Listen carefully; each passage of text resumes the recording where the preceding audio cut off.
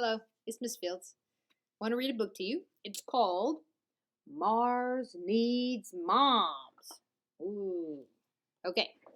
Mars Needs Moms by Berkeley Bredhead. I'm not sure how to pronounce this last name. I'm very sorry. Mars Needs Moms. All right, here we go. Mothers. Milo often wondered what was so special about them. What's so special about your mom? I can think of about a million things that makes my mom special. Anyone could see that they were giant, summer-stealing, child-working, perfumey garden goblins. There was hardly much special about that.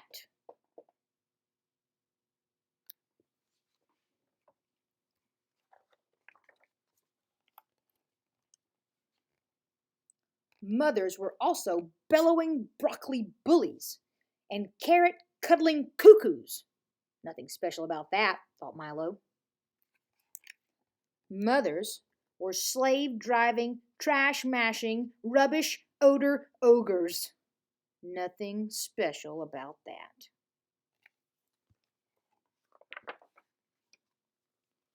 And mothers were thundering, humorless tyrants. This afternoon, Milo's mother missed what was funny about sister tenting. Up to bed now, she thundered. Tyrant, barked Milo. No supper, said his mother. That's harsh.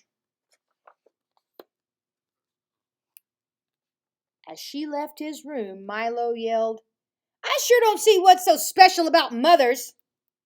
She paused when he said this, and then closed the door very, very slowly. Exhausted from his fit, Milo fell very, very asleep.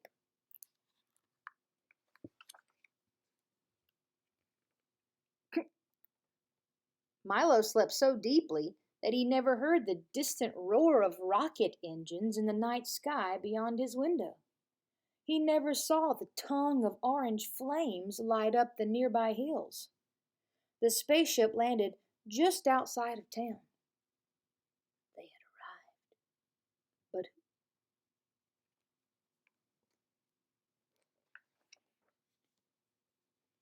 Martian raiders! Worse, Martian raiders with a big net. They climbed down from their starship and gazed over the town below, looking for the most marvelous treasure. Treasure that could never, ever be found on Mars. A treasure called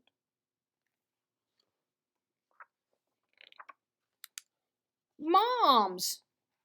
Ooh, they thought. To nab just one of those. Any mother would do. They don't have mothers on Mars, you know. Martians grow up motherless, from the ground, like potatoes. The raiders had some early mom nabbing trouble. Bolder action would be needed.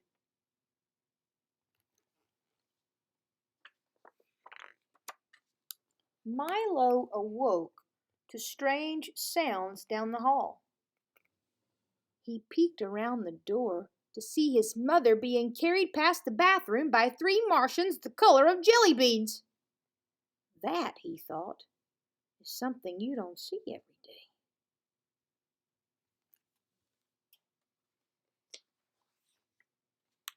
Milo chased the Martian raiders and their now awake prize out of the house, and down the streets, and into the hills, and up to the spaceship, which roared into the night sky. Milo suddenly wondered why he would want to be dangling miles above Earth chasing his carrot-cuddling mother. He decided to figure that out later.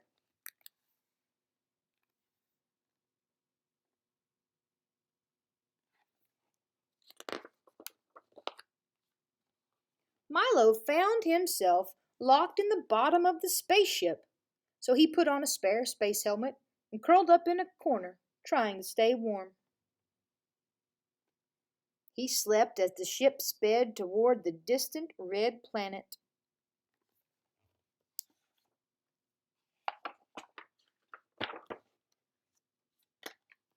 Milo awoke to find the ship still and quiet. The door was open, and suddenly he knew why Mars so badly wanted mothers.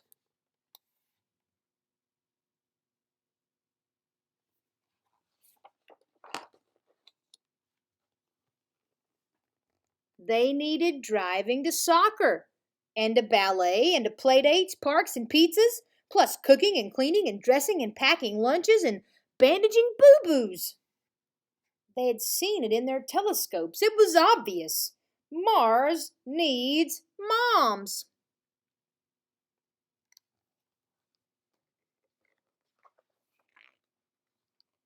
How perfectly, completely sensible of them, thought Milo, and he decided to go tell them just that. But he tripped. Down, down, down he went, landing very hard, but in one piece. His helmet? Not so much.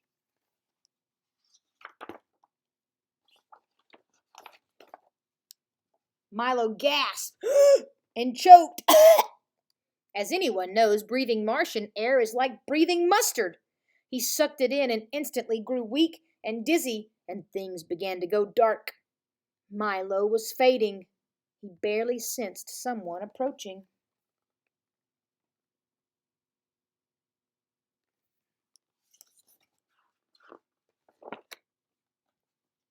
And he barely sensed the gentle hands place her own helmet over his head. Milo opened his eyes, and for the first time he saw neither a broccoli bully nor a slave-driving garden ogre. He didn't see a tyrant or a dictator or a weary driver to soccer games. Suddenly, he knew what was special about mothers. She looked at him, smiling, and said, "I'll love you to the ends of the universe."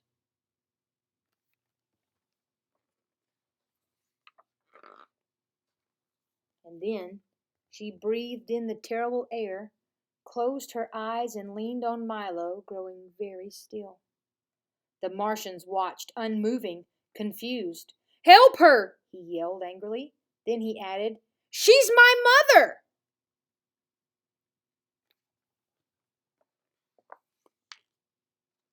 Finally, the mighty mom nabbers of Mars understood. Their wonderful telescopes had seen many things about mothers down on Earth. But, like certain little boys, they had missed the best part. The Martians quickly fetched another helmet and hoped it wasn't too late.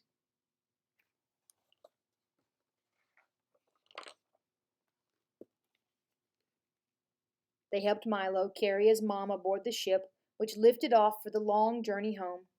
Her eyes remained closed as they soared through the stars. Milo would stay curled close to her all night.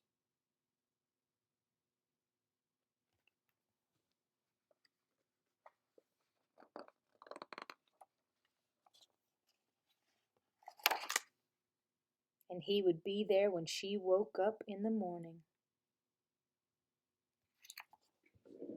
The end. There's the back picture if you want to see it. That was a wonderful little book. Hope you guys enjoyed that. Hopefully it makes you appreciate your moms a little bit more. Thanks, guys. See ya.